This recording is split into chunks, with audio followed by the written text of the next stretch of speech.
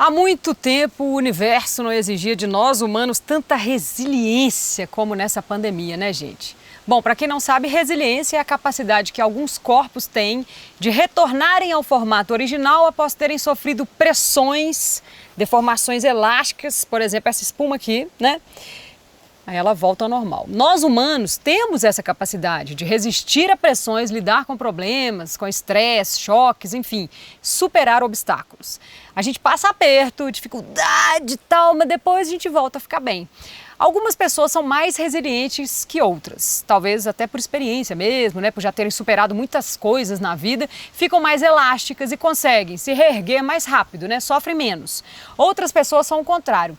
Criam muito drama, sofrimento, né, mais do que realmente existe, aí são menos resilientes, custam para voltar, né?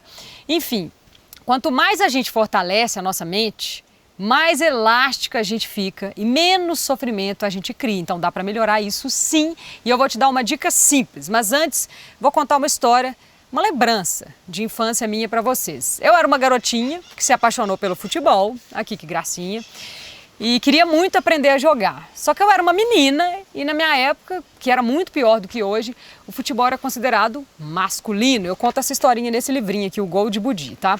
Os meninos não me aceitavam, né? Não existia escolinha feminina. E aí, sabe o que eu fiz? Eu fui muito resiliente. Eu não desisti e passei a treinar sozinha. Eu observava os garotos jogando, né? Ficava lá vendo. Aí depois, quando a quadra estava vazia, eu pegava minha bola e tentava fazer igual. Eu ficava, gente, chutando sozinha contra a parede. Aqui, ó, essa página aqui mostra até isso, ó. Eu repeti isso aqui até eu aprender a chutar de direita, depois de esquerda, mesma coisa, depois até aprender a dominar. Eu fiquei boa no negócio e aí acabei conseguindo jogar com os meninos, a história segue, né? Enfim, eu vou deixar o link aqui para quem se interessar pelo livrinho infantil que eu fiz, mas enfim. A gente sempre tem opções. Naquela época eu podia ter desistido de jogar, ficado lá reclamando, lamentando, né, da vida, ficando esperando às vezes as condições ideais chegarem lá no futuro, para aí sim eu ter coragem de jogar, mas não.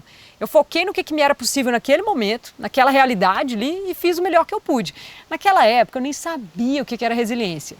Mas essa história me ajuda até hoje a lembrar de vigiar a minha mente, de observar meus pensamentos e não me perder neles. Então é o seguinte, quando a sua cabeça começar a divagar para o passado ou para o futuro, você traz ela de volta para o presente, para o agora, quantas vezes precisar. A meditação é uma coisa que pode ajudar muito nesse exercício, né? E aqui no canal eu até já fiz um vídeo sobre meditação, vou deixar o link aqui embaixo também, mas outras coisas podem nos ajudar também, como escrever um diário, desenhar, dançar, são coisas que te mantêm ali, né, no presente. E até observar. E aí sim, cheguei no ponto que eu queria, exatamente o que eu tenho feito. Eu comecei a observar as árvores durante ventanias, tempestades, enfim. É um exercício muito simples, mas muito inspirador, porque a árvore, gente, é o ser mais resiliente que existe e está disponível todos os dias, de graça, né? Quando estiver ventando, enfim, começa a observar a copa e o tronco, né? Os galhos da árvore, ela é empurrada, né? Vai aquela chuva caindo, ela vai para tudo quanto é lado, mas ela se contrai, se estica, né? Alguns galhos quebram, mas a estrutura dela sempre permanece firme, sustentada pelas imensas raízes que a gente nem enxerga, né, que estão ali debaixo da terra. E eu tô falando, claro, né, um parênteses aqui, de árvore saudável, árvore livre, não é árvore colocada na cidade de maneira mal planejada, debaixo de fiação, toda podada, não, aí não funciona.